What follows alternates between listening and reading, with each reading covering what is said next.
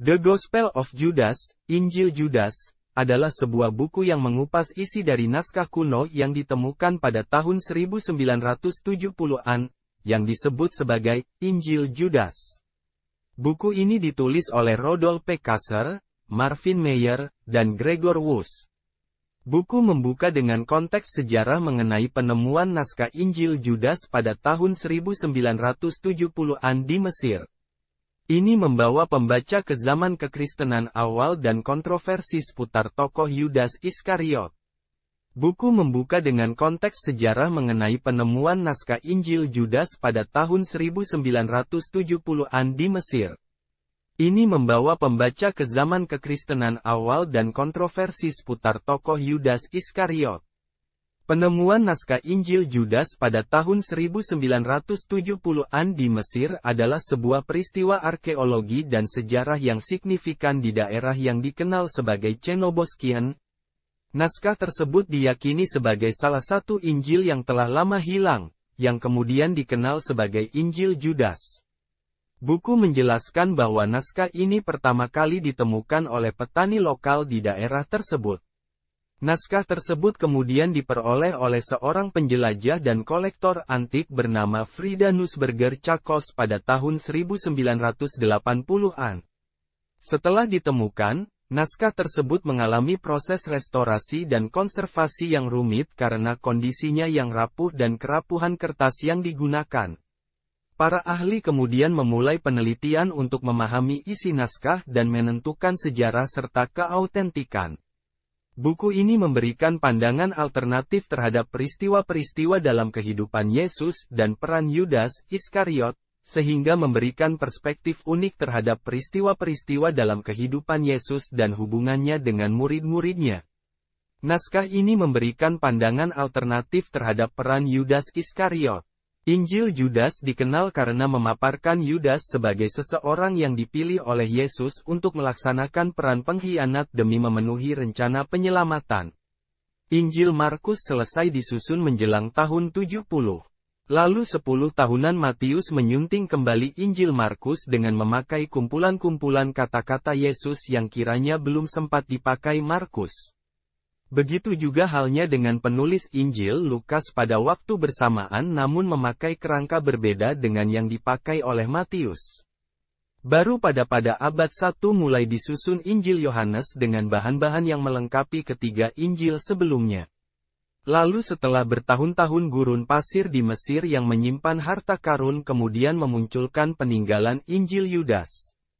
Maksudnya Yudas Iskariot. Setelah sebelumnya hilang selama 1600 tahun atau bahkan lebih.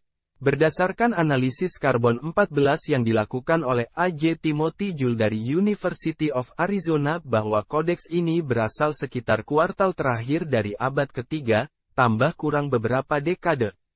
Ada beberapa nama Yudas, yang pertama adalah Yudas saudara Yesus dan yang satunya adalah muridnya, yaitu Yudas Iskariot. Kemungkinan Iskariot ini merupakan nama suatu desa di Yudea, yaitu Keriot, Ishkariot. Injil Yudas yang ditemukan adalah kodeks di atas lembaran papirus yang ditulis dalam bahasa Kop. Kodeks ini disebut dengan Kodeks Chakos atau juga disebut dengan Kodeks Yudas. Salinan Injil Yudas ini berasal dari akhir abad ketiga yakni sekitar tahun 280, yaitu 250 tahun setelah Yesus wafat. Penulis membahas berbagai interpretasi yang muncul dari Injil Judas, serta kontroversi seputar keabsahan dan keakuratan naskah ini. Mereka mengeksplorasi dampaknya terhadap pemahaman kita tentang sejarah kekristenan. Buku menyelidiki signifikansi teologis dari Injil Judas dan dampaknya terhadap pandangan tradisional tentang tokoh Yudas dan pengkhianatannya terhadap Yesus.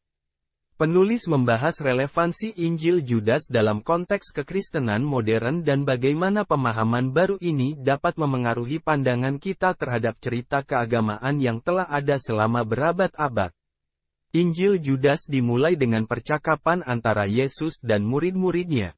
Yesus menyampaikan pemahaman yang berbeda mengenai keilahian dan misinya. Injil Judas menyatakan bahwa Yudas Iskariot dipilih oleh Yesus untuk melaksanakan tugas penting, yaitu pengkhianatan. Tugas ini dilihat sebagai bagian dari rencana penyelamatan yang lebih besar. Injil Judas menafsirkan peran Yudas sebagai sesuatu yang mulia, di mana Yesus memerlukan seseorang untuk menghancurkan tubuh fisiknya agar rohnya dapat melepaskan diri. Injil Judas mengajarkan pandangan bahwa dunia fisik ini terkait dengan kejahatan dan materi, dan pembebasan roh memerlukan pemisahan dari materi. Buku ini mencakup percakapan antara Yesus dan Yudas, yang memberikan wawasan tentang pemahaman spiritual dan keilahian menurut Injil Judas. Injil Judas menunjukkan pertentangan dengan ajaran dan pandangan yang menjadi standar dalam kekristenan ortodoks, terutama pandangan negatif terhadap Yudas Iskariot. Buku ini membahas aspek-aspek teologis dan filosofis dari pandangan yang diungkapkan dalam Injil Judas, termasuk pemahaman mengenai keilahian dan pembebasan roh. Seiring dengan merinci isi naskah, buku ini membahas kontroversi dan interpretasi yang muncul dari Injil Judas, serta dampaknya terhadap pemahaman kita tentang sejarah kekristenan,